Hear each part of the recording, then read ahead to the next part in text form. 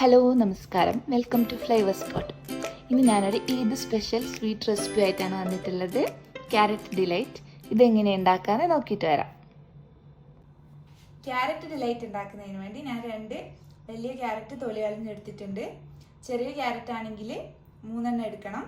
ഇനി ഇത് ചെറിയ സ്ലൈസസ് ആക്കി മുറിക്കാം.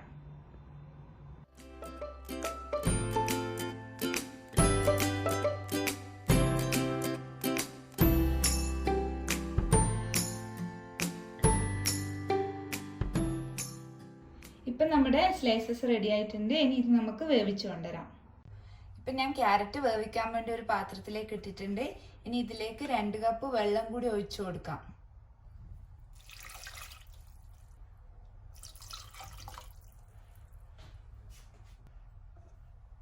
ഇതിലേക്ക് ഇനി ഒരു പിഞ്ച് ഉപ്പ് ചേർത്ത് കൊടുക്കാം. ഇനി ഫ്ലെയിം ഓൺ ചെയ്യാം. ഇപ്പം ക്യാരറ്റ് വെന്ത് വന്നിട്ടുണ്ട്. ഇനി ഇത് ഒട്ടും വെള്ളം ഇല്ലാണ്ട് കോരി മാറ്റാം.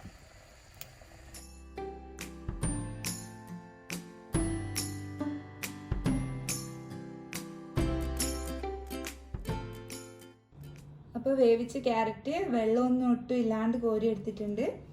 ഈ ഒരു പരുവാകുമ്പോഴാണ് കോരി എടുക്കേണ്ടത്. ഇനി ഇത് കുറച്ച് സമയം തണുക്കാൻ വെക്കാം. ക്യാരറ്റ് തണുത്ത് വരുമ്പോഴേക്കും നമുക്ക് ക്യാരറ്റ് വേവിച്ച വെള്ളത്തിൽ നിന്ന് 1/2 കപ്പ് വെള്ളം എടുക്കുക. അതിലേക്ക് 3 ടേബിൾ സ്പൂൺ കോൺഫ്ലവർ ഇട്ട് കൊടുത്ത് മിക്സ് ചെയ്യാം. കോൺഫ്ലവർ തന്നെ എടുക്കണമെന്ന് നിർബന്ധമില്ല. പാൽപ്പൊടി, കോൺഫ്ലവർ ഇല്ലാത്തവർക്ക് പാൽപ്പൊടി ഉപയോഗിക്കാം. ഇത് മിക്സ് ചെയ്യാം.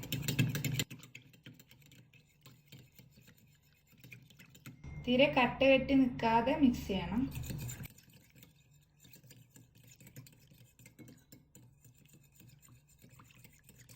ക്യാരറ്റ് തണുത്ത് വന്നിട്ടുണ്ട്. ഇനി ഇത് നല്ലോണം ഫൈനായൊന്ന് അരച്ചെടുക്കാം. ഇനി ഒരു പാൻ വെച്ച് അതിലേക്ക് ആവശ്യത്തിന് നെയ്യ് ചേർത്ത് കൊടുക്കാം. ഇനി നമ്മൾ അരച്ചെടുത്ത ക്യാരറ്റ് ഇതിലേക്ക് ചേർത്ത് കൊടുക്കാം.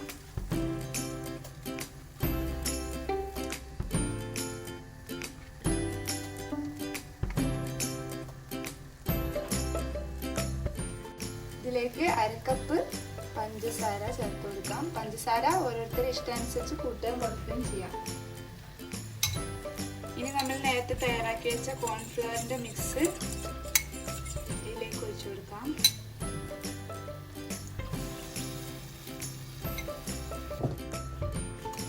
ഇനി ഇത് നല്ലോണം മിക്സ് ചെയ്ത് കൊടുക്കാം. പാൽപ്പൊടി ആണെങ്കിൽ 1/4 കപ്പ് പാൽപ്പൊടിയാണ് എടുക്കേണ്ടത്.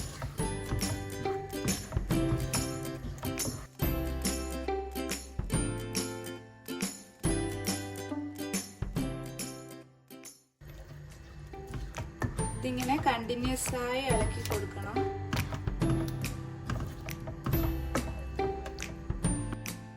ഇനി നമുക്ക് ഇതിലേക്ക് 1 ഏലക്കായ് ചതച്ചത് ചേർത്ത് കൊടുക്കാം.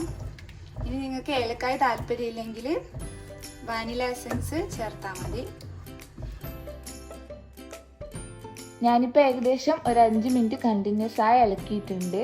ഇത് ഈ ഒരു പരുവാകുന്നത് വരെ, ഇതിൽ വെള്ളമൊക്കെ വറ്റി കുറച്ച് ഡ്രൈ ആയി വരുന്നവരെ ഇളക്കിയെടുക്കണം. ഇതുപോലെ വിട്ട് വിട്ട് നിൽക്കാൻ തുടങ്ങിയാൽ ഫ്ലെയിം ഓഫ് ചെയ്യാം. എന്നിട്ട് ഇതൊരു പാത്രത്തിലേക്ക് മാറ്റാം. ഇനി ഇത് സെർവ് ചെയ്യുന്നതിന് വേണ്ടി ഒരു കേക്ക് മോൾഡോ അല്ലെങ്കിൽ ഒരു സ്റ്റീൽ പാത്രം എടുക്കുക. അതിലേക്ക് കുറച്ച് നെയ്യ് പുരട്ടി കൊടുക്കുക.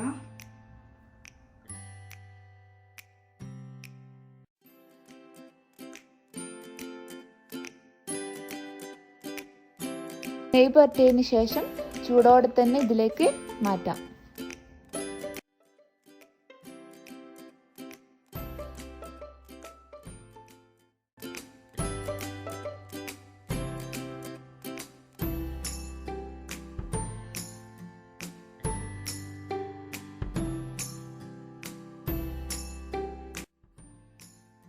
ഇനി ഇത് മൊത്തം ഇതുപോലെ സ്പ്രെഡ് ചെയ്ത് കൊടുക്കാം.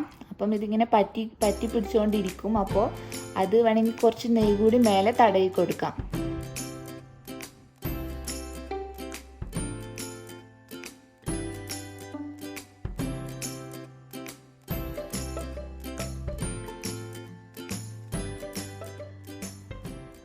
ഇനി ഇത് റെസ്റ്റ് ചെയ്യാൻ വെക്കാം. നമുക്ക് ഫ്രിഡ്ജിലാണ് വെക്കുന്നതെങ്കിൽ 2 മണിക്കൂർ വെച്ചാൽ മതി.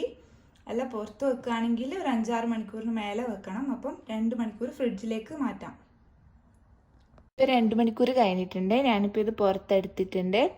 അപ്പോൾ ഇനി ഇത് വേണമെങ്കിൽ ഓവർനൈറ്റ് വെച്ചിട്ട് അതിന് ശേഷം ബാക്കിയുള്ളത് ചെയ്താലും മതി. ഇനി ഇത് കട്ട് ചെയ്യാം.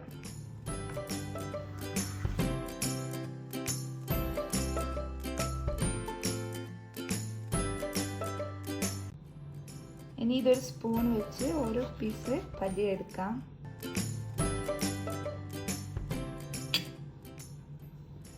കയ്യിൽ കുറച്ച് നെയ്യ് പുരട്ടാം. നെയ്യ് കയ്യിൽ പുരട്ടി ഇതൊരു ബോൾസ് ആക്കി എടുക്കാം.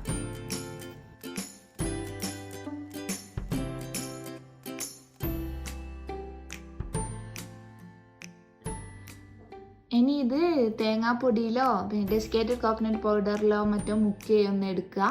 ഇതൊരു ഭംഗിക്ക് വേണ്ടി ചെയ്യുന്നതാണ്. പിന്നെ ഇതിലിനിയിപ്പോൾ കോക്കനട്ട് പൗഡർ ഇല്ലെങ്കിൽ പഞ്ചസാര ജസ്റ്റ് നന്നായി ഒന്ന് പൊടിച്ചെടുത്തിട്ട് അതിൽ മുക്കിയെടുത്താലും മതി. ഇത് ഈ ഷേപ്പിൽ തന്നെ ചെയ്യണമെന്നൊന്നുമില്ല. സ്ക്വയറായിട്ടോ മറ്റേതെങ്കിലും ഷേപ്പിൽ വേണമെങ്കിലും ചെയ്തെടുക്കാം. ഇനി ഇതുപോലെ ബാക്കിയുള്ളതും ചെയ്തെടുക്കാം.